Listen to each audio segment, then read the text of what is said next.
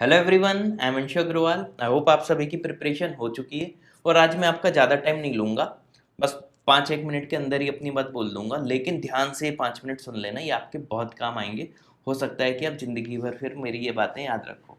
ठीक है, आजकल मेल पे काफ़ी बच्चे दो क्वेश्चन बहुत कॉमनली पूछ रहे हैं।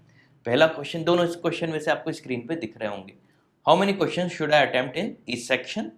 I am feeling demotivated after seeing my मॉक्स score. ठीक है, मॉक स्कोर्स। ठीक है, व्हाट शुड आई डू? ठीक है, तो दो चीज़ें हैं, दोनों का आपको बारी बारी से जवाब देता हूँ। सबसे पहला है, सबसे important, how many questions should I attempt in each section? ठीक है, अब ध्यान से देखो, कभी भी, इवन मेरी भी बात मत मानना अभी जो मैं बोलने वाला हूँ। ध्यान से अपने कान खोल के एक चीज़ सुन लो, अभी जो मैं अगले 2 मिनट में बोलने वाला हूँ, मेरी ये वाली बात भी मत मानना। ठीक, क्योंकि पेपर के लेवल पे डिपेंड करता है। और यूट्यूब या कहीं भी आपकी कोई भी फैकल्टी अगर बोलती हो कि इतना इतना कर लेना, उसकी बात भी मत मानना। दो चीज़ें ध्यान रखो, कट ऑफ निकालना सिर्फ मोर देन इनफ नहीं होता, हमें अच्छी रैंक लानी है। अच्छी रैंक लानी है तभी हमारा फाइनल सिलेक्शन भी होगा। ठीक है, तो एक तो हमेशा अच्छी रैंक पे ध्यान देना, और अगर आपने मेहनत की है तो आपकी अच्छी रैंक भी आएगी, घबराओ मत। ठीक, दूसरा, अब फिर भी कई लोगों को लगता है कि यार कितने अटेम्प्ट करने चाहिए, तो मैं एक रफली आइडिया दे देता हूँ, लेकिन हो सकता है मैं गलत हूँ। गलत क्यों?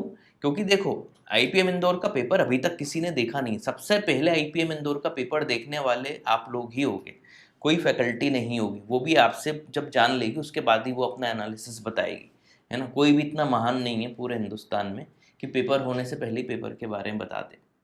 ठीक है, तो इसलिए बोलता हूँ किसी की बात मत मानना। हाँ, अपन लोग क्या कर सकते हैं, एक एस्टिमेटेड कुछ रेंज बता सकते हैं। लेकिन हाँ, उससे क्या होगा, मान लो अगर पेपर बहुत इजी आ गया तो लोगों के अटेम्प्ट बढ़ जाएंगे, है ना। या पेपर बहुत ज़्यादा टफ आ गया, पिछले 2-3 साल से जैसे आ रहा है उससे ज़्यादा टफ आ गया, तो लोगों के अटेम्प्ट कम हो जाएंगे।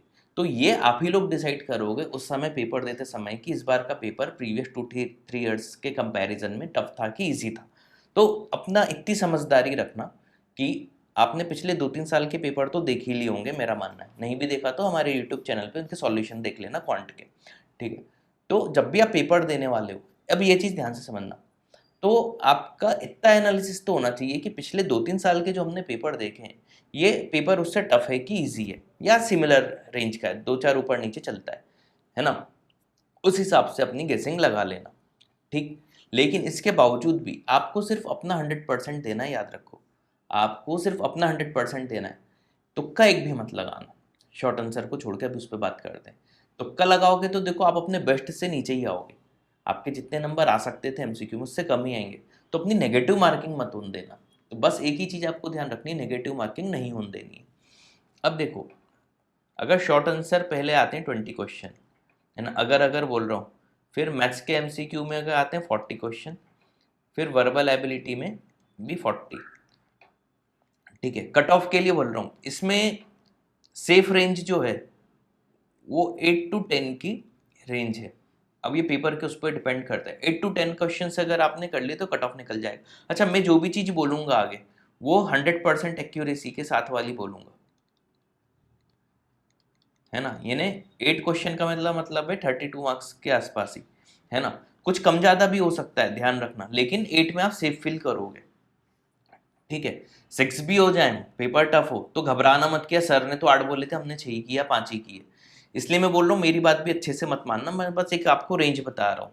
2-3 ऊपर नीचे भी चल जाएगा। तो अगर पेपर बहुत टफ आ जाए, आपसे 5 या 6 ही बने शॉर्ट आंसर में, तो भी जल्दबाजी में ज़्यादा कुछ घबराना मत। ठीक है, और आगे का पेपर मत बिगाड़ लेना। ठीक, और हाँ, टॉप करने के लिए तो फिर 15 भी कम है। ठीक, तो टॉपर बच्चों को सलाह है कि 15 के आसपास करना। अब मैथ्स के एमसीक्यू की बात करें तो इसमें भी 13, 14, 15 की रेंज जाती है। लेकिन मेरे हिसाब से आउट ऑफ 40, 15 to 20 मिनिमम आप करके ही आना। देखो, एक मोटा मोटा और फंडा याद रखना हो, सबसे अच्छा तरीका बता रहा हूँ अच्छी रैंक लाने का भी। 50% हमेशा इनफ होता है ना। कट ऑफ तो आपका निकल के ही रहेगा। 50% मतलब 20 है, 10 एग्जैक्ट सही कर लो। 40 है, 20 एग्जैक्ट सही करो, कट ऑफ की चिन्ह से ऊपर उठ गए आप। ठीक, इसमें 15 to 20 वापस से बोलो, पेपर अगर टफ लगे तो 15 से थोड़ा कम भी जा सकता है। इजी कितना भी हो 20 के ऊपर नहीं जाएगा। ध्यान से सुनना मेरे, इजी कितना भी 20 के ऊपर कट ऑफ नहीं जाएगा, एक का दुक्का क्वेश्चन और चलेगा। ये नंबर ऑफ क्वेश्चंस की बात कर रहा हूँ, है ना, मार्क समझ लेना इसको, ठीक। वर्बल में 25, 22 टू 25 आप मान लो, इस रेंज में अगर आप इतने इतने करते हो 25 प्लस ही मान के चलो थोड़ा सा, ठीक। वर्बल क्योंकि अभी तक इनकी इजी ही मानी जाती है, तो पेपर देते समय अगर आप ज़्यादा डिमोटिवेटेड ना हो तो एक ये मोटी मोटी रेंज याद रखना। मैथ्स के शॉर्ट आंसर में 8 to 10 अगर हो गए, कम भी होंगे कोई दिक्कत नहीं, बार बार बोल रहा हूँ। सिमिलरली एमसीक्यू मैथ्स में 15 to 20 की रेंज, 15 से कम भी होंगे कोई दिक्कत नहीं, बस आप अपने तुक्के मत लगाना। देखो इसमें तुक्के लगा सकते हो, इसमें तुक्के लगा सकते हो, इन दोनों में गलती से भी तुक्का मत लगाना, नहीं तो गड़बड़ हो जाएगी, ठीक है। और वो एक होता है ना, वो दिल से आवाज़ आती है कि इसका यही आंसर है, लगा दे लगा दे लगा दे, दिल की आवाज़ मत मानना, दिल हमेशा धोखा देता है। नहीं, एग्जैक्ट अगर आपकी कॉपी में आंसर आया है मैथ्स में खास तौर से, तो ऑप्शन में वो मिल रहा है एमसीक्यू में, तो ही सही है, नहीं तो गलत है, ठीक। तो खास तौर से मैथ्स के एमसीक्यू में दिल से जो आवाज़ें आए, लगा दे यही है विश्वास कर मेरा, है ना, ये वो, बिल्कुल भी बात मत मानना, ठीक, जब तक आपका एग्जैक्ट आंसर ना आए। चीज़ समझ में आ गई, ठीक है।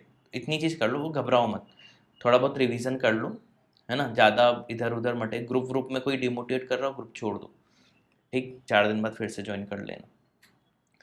नेक्स्ट यही है, I am feeling demotivated after my mock course, ठीक है, व्हाट शुड आई डू। कुछ ना करो, अब एक दिन बाद तो पेपर ही है, इग्नोर करो मॉक को। कॉन्फिडेंस बढ़ाने का सबसे अच्छा तरीका है, पिछले 2-3 साल के पेपर देख लो, ऑटोमेटिक कॉन्फिडेंस बढ़ जाएगा।